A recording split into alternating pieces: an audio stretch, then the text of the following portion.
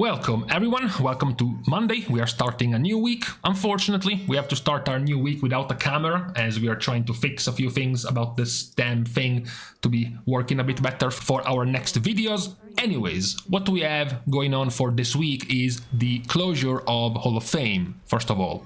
The 200th guild killing Sarkareth is Raze from Twisting Nether, so round of applause to Raze for closing the Hall of Fame. In case you also don't know, the guilds that do kill Sarkareth after the 200th guild within the same reset will also be awarded the scuffed Hall of Fame title. So we're gonna end up having this reset roughly 220-ish guilds killing Sarkareth for the Hall of Fame title. Now, what has definitely helped Guild continue to progress through Sarkareth are, of course, the nerfs that Sarkareth received 3 days ago. These nerfs were supposed to be a 10% nerf to Oblivion damage, which then players realized were not actually 10%, they were 33% nerfs. Now, if you have never fought Sarkareth, or if you are a Zug DPS who knows absolutely nothing about mechanics, as usual, phase 1 of Sarkareth has the highest damage taken of all 3 phases. It's the hardest one to survive. Phase 2 is a joke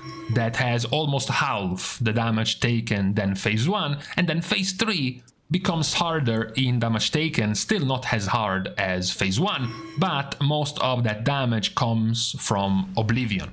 Oblivion is the dot, the stacking dot that you get on yourself and ticks for more and more damage the closer you get to 10 stacks. Now this is what has been nerfed by 33%, which is a significant amount. So this will definitely help more and more guilds progress more swiftly and easily on this boss in the future. We might even see guilds starting to downgrade, starting to downscale from 4 healers to 3 healers because of this nerf to Oblivion. However, what is going to make guilds way more happy, because this is going to be hitting a much larger part of the player base, are the nerfs to Zskarn. Because Zskarn has received some massive changes coming live in this reset, so basically tomorrow in NA and in a couple of days in EU. Number 1, Dragonfire traps now activate consistently based on Zskarn's location, no more RNG traps. So instead of having 4 traps activating, 2 next to Zskarn and 2 random, you only now have the 2 traps from Zskarn. So you can now always 100% decide where do you want to have your traps spawn based on where your tanks are positioning the boss.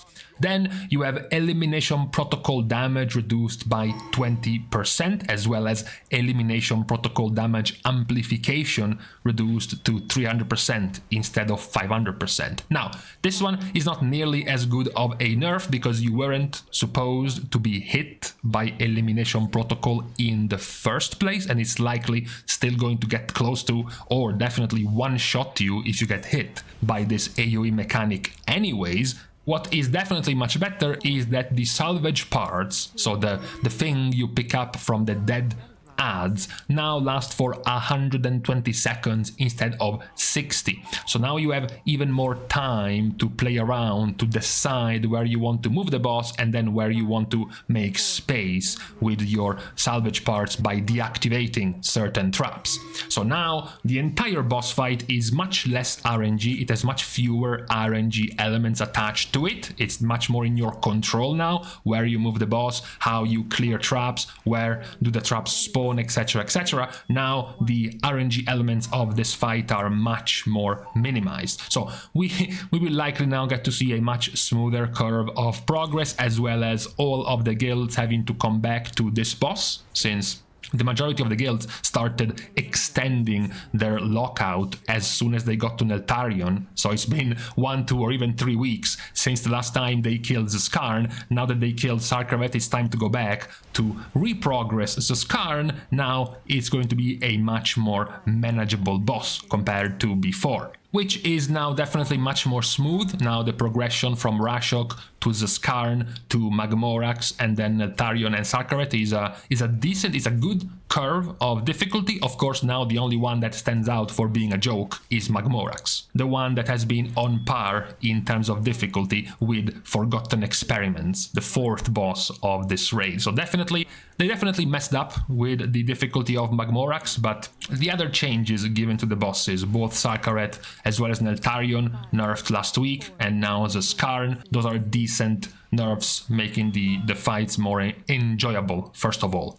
Now, talking about the Hall of Fame itself closing, we have touched on this a few days ago when we were talking about the participation in the raid by players. We were wondering if we were having much more participation this season in the raid, because now, for example, Heroic Raid is much more juicy. Now, Heroic Raid is much more powerful than in previous seasons, because you can upgrade the Heroic gear all the way up to 441. It's basically at the same default level as the max upgrade level of Mythic Plus, as well as the base level of much of the Mythic Raid bosses. So Heroic gear is just more valuable now. That was perhaps why we had way more people getting into Heroic this season. However, we still have the numbers for the closure of Hall of Fame. So it's basically 50 days. Okay, in 50 days we have gotten 220 kills of Sarkareth to get into the Hall of Fame.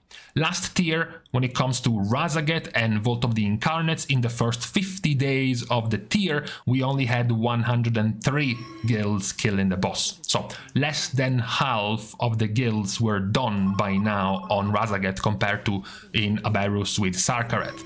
Now, you could say the expansion released right before the Christmas and the New Year's holidays, so many guilds had to extend their progression because of that chunk of holidays in the middle of the raid, right? That's probably coming into play as to why we have gotten lower kills on Razaget, but still less than half is definitely a pretty big number. Now, this big number becomes of course hilarious when we go back and look at Sepulcher. 50 days into Sepulcher progress, we only had 32 guilds killing the Jailer. 32 in 50 days. That's less than a third of Razaget, and that is 1/7 of the kills of Sarkareth. I'm sure we agree, most players agree, they don't want ever again to go through a tier where you have on average 4 to 5 different bosses that require 150 plus wipes each to progress, like we had in Sepulcher with Halondrus, with Anduin, with Rygellon, and with Jailer, plus Lords of Dread, which was still on the high-ish number. So definitely much smoother than Sepulcher of the first ones, and on par with the progression of Sanctum. I like to compare it with Sanctum because, as you know, Sanctum was the second raid of Shadowlands, and Aberrus is the second raid of Dragonflight, so they are going hand in hand together. The kills 50 days into the season for Sanctum were 223 for Sylvanas. So basically roughly on the same level as the kills of Sarkareth. And just to prove once more how much more valuable Heroic raiding has been this tier, in the same 50 days gap, despite the fact that the Sylvanas versus Sarkareth kills are basically the same in Mythic, when you look at Heroic, Sylvanas in 50 days was defeated by 4,500 guilds.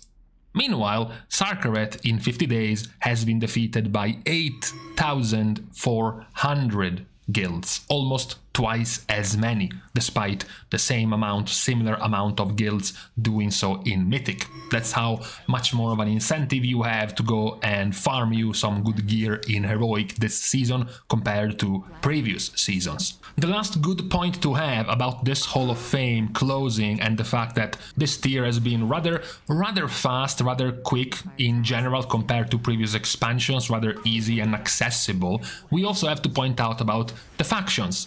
You know, this has been the first raid where we can fully fit both Horde and Alliance in the same roster, playing all together, happy, holding hands in harmony, and we can see the benefits. At this point, we went from the old days where 90% of guilds were Horde, progressing to the 10% of guilds who were Alliance. Now the number is still somewhat the same. The number of Alliance guilds are still something like 15-18% of the overall guilds, but what matters are of course the players inside those guilds that can now be mixed. Now there is almost 40% of the players of guilds being Alliance, even inside Horde guilds, and you can see it yourself, especially for example in places like Mythic Plus, where you still see of course plenty of those Mythic Plus pushers still being part of Mythic progression guilds, being part of very good guilds. For example, these are some of the highest rated players in Mythic Plus, and you can see there is a massive advantage of Alliance. There is, if anything, the number 70-30 split that you see in the raid between Horde and Alliance is almost flipped in favor of Alliance in Mythic Plus due to the power of their racials, namely Shadowmeld and Stoneform, Night Elf and Dwarf. So that is what I think is the even more important change we have gotten this tier.